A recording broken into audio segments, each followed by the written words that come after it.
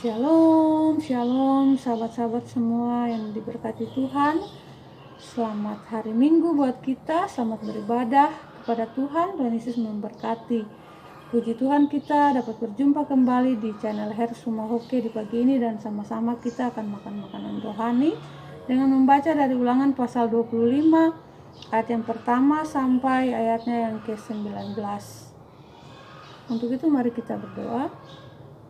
Tuhan, kami mengucap syukur untuk hari baru, hari pemberian Tuhan yang penuh berkat dalam kehidupan kami, hari Minggu, hari yang kudus. Kami mengucap syukur untuk nafas kehidupan yang Tuhan percayakan dalam hidup dan kehidupan kami sampai pada saat ini. Kami mohon Roh Kudus menuntun kami untuk selalu hidup pada jalan Tuhan. Kami dapat mengerti firman yang akan kami baca, kami percaya dan melakukan firman dalam kehidupan kami sehari-hari untuk puji dan hormat bagi nama Tuhan. Ampuni dan kasihanilah keberdosaan kami, lalu hanya di dalam nama Yesus Kristus, firman yang hidup Tuhan dan juru selamat kami berdoa kepada Aba Bapa di dalam kerajaan sorga. Haleluya, amin. Iya, Ulangan 25 ayat 1 sampai 19 yang menjadi makanan rohani bagi kita di hari ini, yang berbunyi demikian: menentang kekerasan yang sewenang-wenang. Apabila ada perselisihan di antara beberapa orang, lalu mereka pergi ke pengadilan dan mereka diadili dengan dinyatakannya siapa yang benar dan siapa yang salah, maka jika orang yang bersalah itu layak dipukul, haruslah hakim menyuruh dia meniarap dan menyuruh orang memukul dia di depannya dengan sejumlah dera setimpal dengan kesalahannya. 40 kali harus orang itu dipukul, jangan lebih, supaya jangan saudaramu menjadi rendah di matamu apabila ia dipukul lebih banyak lagi.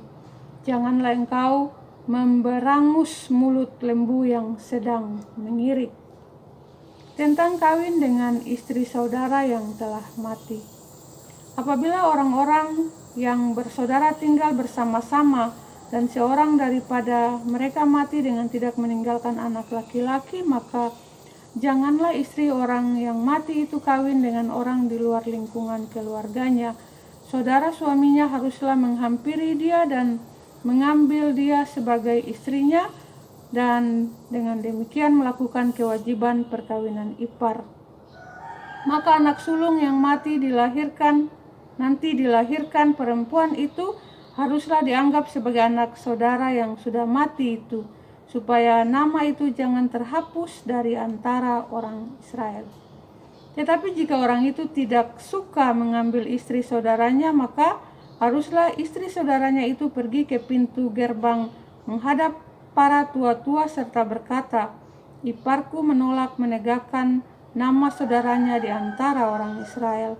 Ia tidak mau melakukan kewajiban perkawinan ipar dengan aku. Kemudian para tua-tua kotanya haruslah memanggil orang itu dan berbicara dengan dia.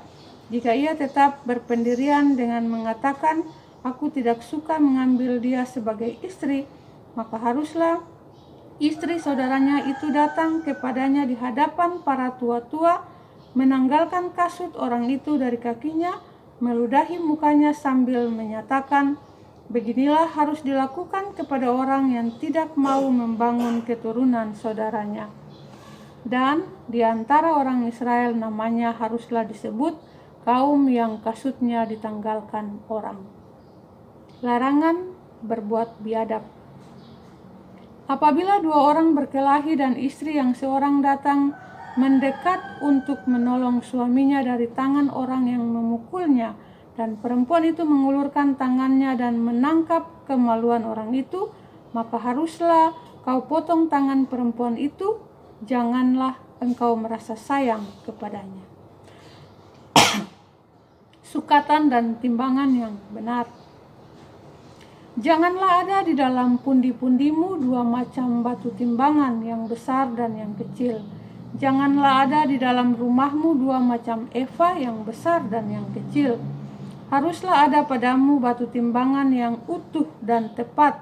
Haruslah ada padamu eva yang utuh dan tepat, supaya lanjut umurmu di tanah yang diberikan kepadamu oleh Tuhan Allahmu. Sebab setiap orang yang melakukan hal yang demikian, setiap orang yang berbuat curang adalah kekejian bagi Tuhan Allahmu. Amalek harus dihapuskan.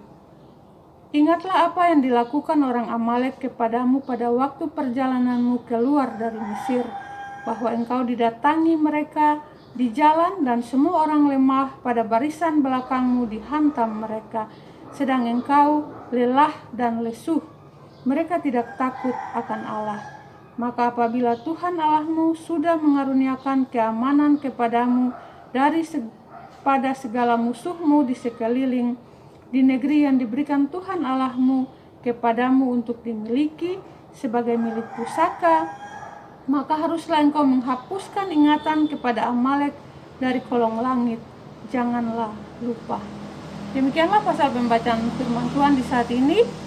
Berbahagialah kita yang mendengar firman, percaya dan melakukan firman dalam kehidupan kita sehari-hari untuk puji dan hormat bagi nama Tuhan. Tuhan Yesus memberkati kita semua. Haleluya. Amin. Ya sahabat-sahabat, selamat berhari Minggu, selamat beristirahat bersama keluarga, kekasih di rumah. Tuhan Yesus memberkati, sampai berjumpa lagi di besok hari. Shalom.